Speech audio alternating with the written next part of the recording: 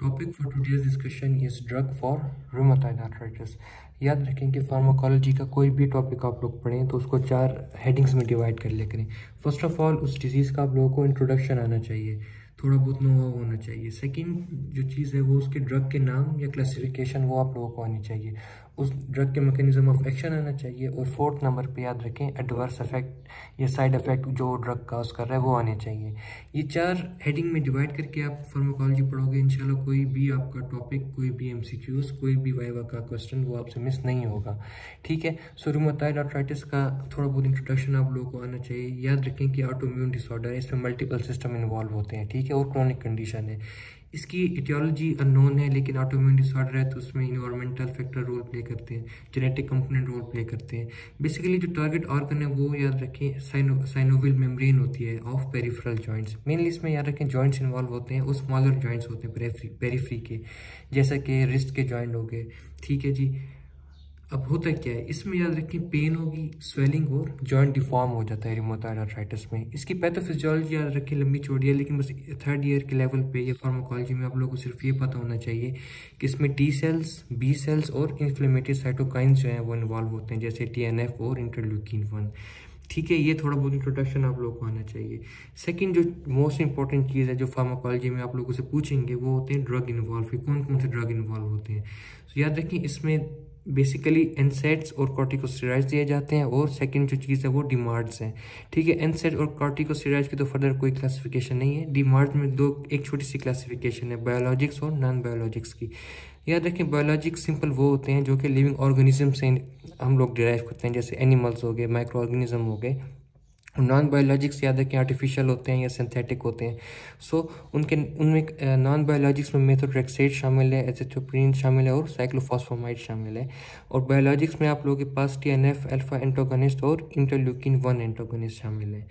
अब इनका क्या यूज़ होता है वो आप लोगों को आना चाहिए। सो सिंपली एनसेड्स आप लोगों को पता है कि कॉक्स इनहिबिटर होते हैं, और ये रूमेटॉइड आर्थराइटिस में याद रखें जो पेन और स्वेलिंग होती है, स्टिफनेस होती है, उसको सिर्फ कम करते हैं। ठीक है। डिजीज़ की प्रोग्रेशन में इसका कोई रोल नहीं है, सिर्फ इसका काम यह है कि ये पेन को कम करेगा।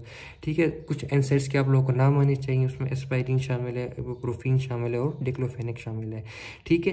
अगर आप लोग एनसेड्स दे रहे हो और उससे पेन कंट्रोल नहीं हो रहा तो उसके बाद जो सेकेंड ऑप्शन होता है वो स्टीरॉइड्स का होता है, फिर आप लोग उसको स्टीरॉइड्स पर डाल दो। ठीक है। जो मेन जो ड्रग है जो कि इसकी प्रोग्रेशन को स्लो करता है, जो इसकी याद रखें डिजीज़ की ऑनगोइंग को कम करता है, वो डीमार्ड्स होते हैं। ठीक है। Disease modifying anti rheumatoid drugs. ठीक है। इनका मेन काम यही है कि ये डिजीज़ की जो एक्टिविटी है या प्रोग्रेशन है उसको कम करता है। सो ये आप लोगों को मेन आना चाहिए। सो अगर पेपर में आए भी तो ये डीमार्ड्स से क्वेश्चन आएंगे। ठीक है। जो डीमार्ड्स की ऊपर क्लासिफिकेशन मैंने आपको बताई थी कि नॉन बायोलॉजिक्स हैं और बायोलॉजिक्स हैं। सो नॉन बायोलॉजिक्स से हम लोग स्टार्ट करेंगे। तो फर्स्ट नॉन बायोलॉजिक है वो मीथोट्रेक्सेट है। ठीक है। मीथोट्रेक्सेट जो है वो प्रेफर्ड डीमार्ड है, मतलब सबसे पहले जो फर्स्ट लाइन आप लोगों ने देना होता है ड्रग वो मेथोट्रेक्सेट होता है। ठीक है। और इसका जो ऑनसेट ऑफ एक्शन है वो रैपिड है। बेसिकली याद रखिए मेथोट्रेक्सेट जो है वो फोलेट एंटागोनिस्ट है, ट्रीटमेंट ऑफ कैंसर में हम इसको यूज़ करते हैं। अब रूमेटॉइड आर्थराइटिस में इसका क्या काम है, सिंपल याद रखें इसका ये काम है कि जो इन्फ्लेमेटरी साइटोकाइंस हैं जो ऊपर मैंने आप लोगों को बताया था पैथोफिजियोलॉजी में, उसकी जो है याद रखें प्रोडक्शन को कम करते हैं। सिंपल बस ये 1 लाइनर आप लोगों को आना चाहिए। लेकिन याद रखें इसकी जो डोज होती है वो बहुत कम होती है। Dose use in rheumatoid arthritis is much less. ठीक है जी। और ये आप लोगों ने ओरली देना होता है रूमेटॉइड आर्थराइटिस में। एडवर्स इफेक्ट आप लोगों को आने चाहिए। याद रखें नोजिया कर सकता है, वोमिटिंग, हेपेटोटॉक्सिसिटी, और याद रखें कॉन्ट्राइंडिकेटेड है प्रेगनेंसी में, और लिवर डिजीज़ कर सकता है और पेप्टिक अल्सर डिजीज़ भी कर सकता है। याद रखें फोलेट एंटागोनिस्ट है तो आप लोगों ने ओरली जो है वो फोलिक एसिड एडमिनिस्टर करना होता है इसका जब आप मेथोट्रेक्सेट देते हैं। मेथोट्रेक्सेट के बारे में एक दफ़ा फिर से सुन लें। याद रखें ये जैसे preferred DMARD use in rheumatoid arthritis, इसका जो ऑनसेट ऑफ एक्शन है वो रैपिड है। ठीक है। बेसिकली तो हम इसको ट्रीटमेंट ऑफ कैंसर में यूज़ करते हैं, और ये वहाँ उसका जो मैकेनिज्म ऑफ एक्शन होता है वो फोलेट एंटागोनिस्ट के तौर पे होता है। लेकिन अगर आप लोगों से कोई पूछे कि रूमेटॉइड आर्थराइटिस में इसका मैकेनिज्म ऑफ एक्शन क्या है, तो सिंपल आप लोगों ने बोलना है कि it decrease the production of inflammatory cytokines. ठीक है। लेकिन जो डोज हम रूमेटॉइड आर्थराइटिस में देते हैं वो बहुत कम होती है as compare to the dose which is given in treatment of cancer. ठीक है जी। और ओरली इसको हम लोग देते हैं रूमेटॉइड आर्थराइटिस में। इसके अलावा जिसके एडवर्स इफेक्ट है वही नोजिया, वोमिटिंग, हेपेटोटॉक्सिसिटी, है और जो ये प्रेगनेंसी में ये कॉन्ट्रा इंडिकेटर है, ये याद रखें, ये पॉइंट इंपॉर्टेंट है। इसके अलावा लिवर डिजीज़ कर सकता है, पेप्टिक अल्सर डिजीज़ भी कर सकता है। और जब आप लोग मीथोट्रेक्सेट दोगे तो साथ में आप लोगों को फॉलिक एसिड भी देना होता है। अच्छा जी, नॉन बायोलॉजिक्स में जो सेकंड ग्रुप है वो है क्लोरोक्वीन और हाइड्रोक्लोरोक्वीन। ये दोनों याद रखें एंटी मलेरियल ड्रग है, लेकिन रूमेटॉइड आर्थराइटिस में भी यूज़ होते हैं। Exact mechanism is still unknown, लेकिन आप लोग कह सकते हैं कि इंटरप्ट द इन्फ्लेमेटरी रिस्पॉन्स। और याद रखें these are safe in pregnancy. Adverse effect में कॉर्नियल ओपेसिटी शामिल है, रेटिनल डैमेज, नोजिया, वोमिटिंग और स्किन रैशेस। याद रखें ये याद करने वाली चीज़ें हैं। उसके बाद जो नॉन बायोलॉजिक्स यूज़ होता है वो है सल्फासालाजीन। याद रखें ये आप लोग अलोन भी दे सकते हो या combination with other non biologics भी दे सकते हैं। मेनली याद रखें सल्फासालाजीन जो है वो इन्फ्लेमेटरी बाउल डिजीज़ में यूज़ होता है, लेकिन रूमेटॉइड आर्थराइटिस में भी हम लोग इसको यूज़ करते हैं। इसके लिए थोड़ा सा इसका मेटाबॉलिज्म आप लोगों को आना चाहिए। याद रखें जब सल्फासालाजीन आप लोग इनटेक करोगे तो ये सल्फापायरिडीन और 5 अमाइनो सैलिसिलिक एसिड में जो है याद रखिए मेटाबोलाइज होता है।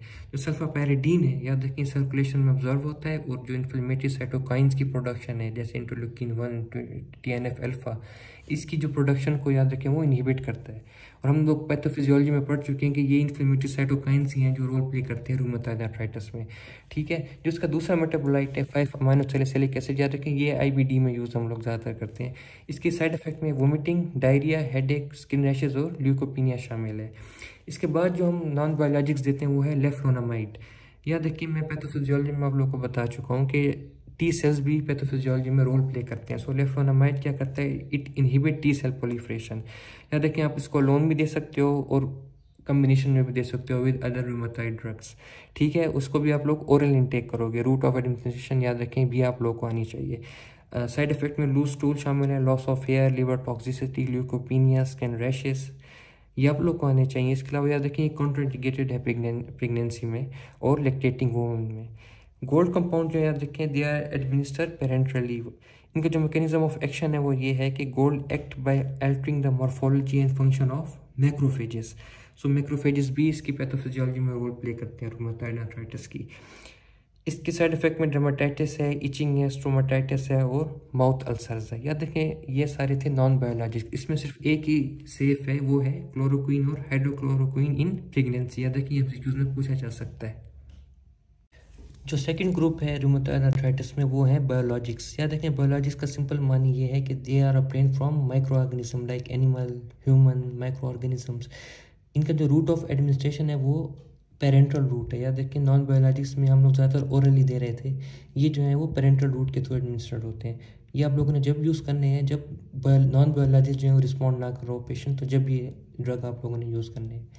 सिर्फ रूमेटॉइड आर्थराइटिस में इनका यूज़ नहीं है, ये सोरियासिस में भी यूज़ होते हैं, क्रोन डिजीज़ में भी, एनकाइलोसिंग स्पॉन्डिलाइटिस और स्क्लेरोडर्मा में भी इनका यूज़ है। सबसे पहले इनके आप लोगों के नाम आने चाहिए। सो एक ग्रुप है एटनरसेप्ट, इन्फ्लिक्सिमैब और एडेलिमोमैब। याद रखिए ये तीनों जो है आप लोगों ने सबकुटेनियस रूट के थ्रू एडमिनिस्ट्रेट करने हैं। और जो इनका मैकेनिज्म ऑफ एक्शन है वो TNF अल्फा एंटागोनिस्ट है। याद रखें ये इन्फ्लेमेटरी साइटोकाइन है या नहीं, सो इसी को ये एंटागोनिस्ट कर रहा है। जो सेकंड है वो याद रखें एनाकिन्रा है। इसका जो मैकेनिज्म ऑफ एक्शन है वो ये है कि इट इज़ इंटरल्यूकिन 1 एंटागोनिस्ट। याद रखें ये भी one of the inflammatory cytokine है जो रोल प्ले करता है पैथोफिजियोलॉजी में। जो लास्ट बायोलॉजिक है वो है रिटोक्सीमैब। इसका जो रूट ऑफ एडमिनिस्ट्रेशन है वो बाकी ऊपर वालों से डिफरेंट है। इट इज़ जो इसको हम एडमिनिस्टर करते हैं वो IV इन्फ्यूजन के थ्रू करते हैं। ठीक है, इसका मैकेनिज्म ऑफ एक्शन भी थोड़ा डिफरेंट है। It depletes the peripheral B lymphocyte productions. ठीक है, बी लिम्फोसाइट भी इसकी पैथोफिजियोलॉजी में रोल प्ले करते हैं रूमेटॉइड आर्थराइटिस की। इन सब का एक ही साइड इफेक्ट है, वो ये है कि it causes opportunistic infection like TB। सो इस चीज़ के लिए आप लोग पेशेंट को स्क्रीन करोगे TB के लिए। So this is all from my side regarding rheumatoid arthritis pharmacology. Still आप लोगों के जहन में कोई भी क्वेश्चन हो, so you guys are more than welcome. Thank you.